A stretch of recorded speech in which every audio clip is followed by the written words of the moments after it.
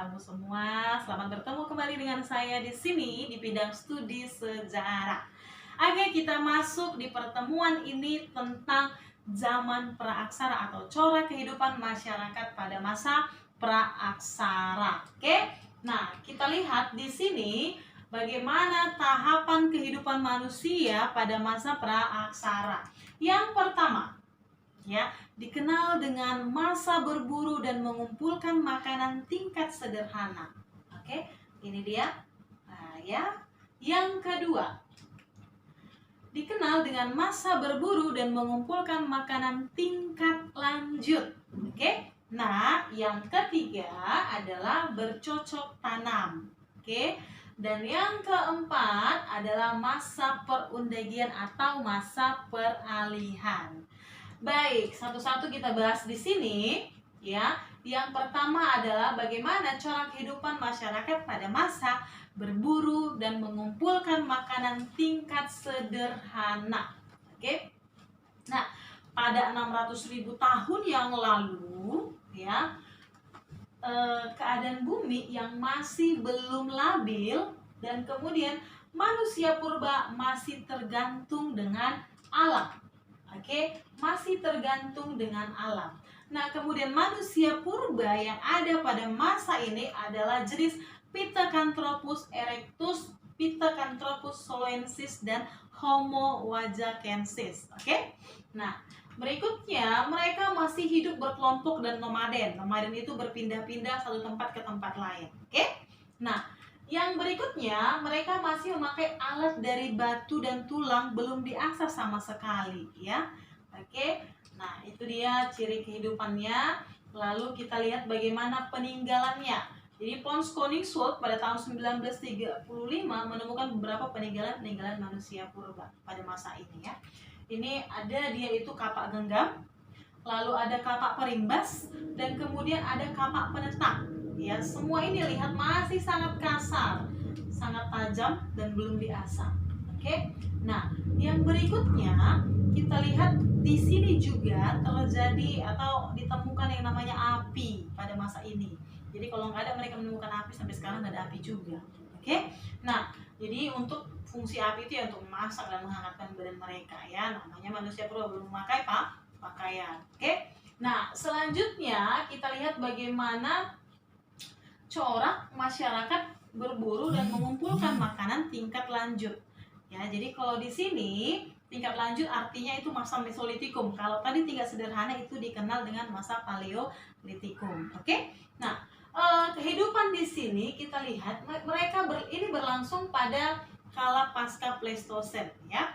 Nah, kemudian mereka ini sudah hidup semi sedenter, artinya lebih lama menetap dibanding pada masa yang tadi itu masih nomaden, ya, masih berpindah-pindah.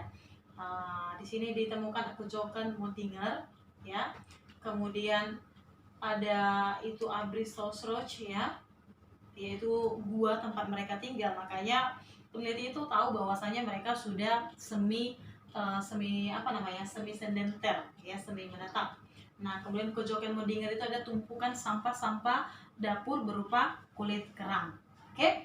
Nah, sistem kepercayaannya sudah muncul di sini, yaitu toteisme, animisme, dan dinamisme. Kalau toteisme itu percaya kepada binatang-binatang. Kalau dia animisme percaya kepada roh nenek moyang, dan dinamisme percaya kepada benda-benda yang besar-besar seperti batu besar, kemudian pohon-pohon besar, dan segala sesuatu yang besar, kecuali orang yang berbadan besar. Jangan kau percaya juga, ya. Oke, baik. Selanjutnya, di sini juga ada keterangan Kujoken Muntinger tadi dan Abristosroch, ya. Nah, ditemukan di sepanjang pantai timur Pulau Sumatera, ya, oleh Van Steen Helens. Oke, ya, ditemukan juga gua lawa dekat Sampung Ponorogo. Oke, baik. Selanjutnya kita lihat bagaimana corak kehidupan masyarakat bercocok tanam atau dikenal dengan Neolitikum, ya, Neolitikum. Nah, pada masa Neolitikum ini kehidupan masyarakat ini sudah menetap atau yang dikatakan adalah sedenter, ya. Nah, mereka sudah mendiami tempat-tempat terbuka dengan sumber air. Jadi mereka juga sudah ada pembagian kerja berdasarkan jenis kelamin dan usianya. Lalu dikenal juga sistem barter. Oke, di sini dia bercocok tanam. Jadi dia menetap. Karena kan tidak mungkin kalau sudah dibuat ladang di sini lalu dipindah lagi, kan sayang ya. Mereka sudah food producing, sudah bisa mengolah makanan. Kalau pada masa sebelumnya dikenal dengan food gathering, belum bisa, masih mengumpulkan makanan. Oke. Nah, selanjutnya peninggalannya ya, peninggalan dari masa Neolitikum ini adalah kapak persegi. Di sini ada kapak persegi, kemudian ada kapak lonjong, lalu ada alat obsidian. Ya, alat obsidian. Lihat, ini sudah halus ya, sudah diasah dengan halus. Oke ya. Nah, berikutnya kita lihat bagaimana masa perundagian atau masa peralihan dari bercocok tanam ke megalitikum, zaman batu besar ya. Lalu dari zaman batu besar ke zaman perunggu. Oke, ini dia masa perundagian di mana tatanan kehidupan mereka sudah semakin teratur dan terpimpin. Lalu pembuatan alat dari logam, ya kan? Kemudian berkembang yang namanya ilmu astronomi dan iklim untuk persawahan. Oke. Nah, lalu juga ada pemujaan roh nenek moyang, karena memang kalau kita lihat pada masa megalitikum, mereka membuat bangunan-bangunan batu besar itu berfungsi untuk pemujaan roh nenek moyang ya. Nah, kita lihat di sini peninggalannya. Ini ada peninggalan pada masa megalitikum ya. Ada peninggalan pada masa perunggu. Kita lihat. Nah, kalau dia pada masa megalitikum ini ada menhir. Oke, ada menhir. Kemudian ada menhir, itu fungsinya untuk apa, semacam tugu batu untuk memuja roh nenek moyang ya. Lalu ada dolmen ini. Nah, kalau dolmen ini, lihat, ini semacam meja batu, nanti di bawahnya ini ya, di bawahnya ini diletakkan peti mayat, atau di atasnya ini difungsikan sebagai meletakkan sesajen. Oke. Nah, berikutnya waruga. Waruga, kemudian sarkofagus, peti kubur batu ya. Sama-sama sebagai peti kubur, hanya bentuknya yang berbeda. Oke.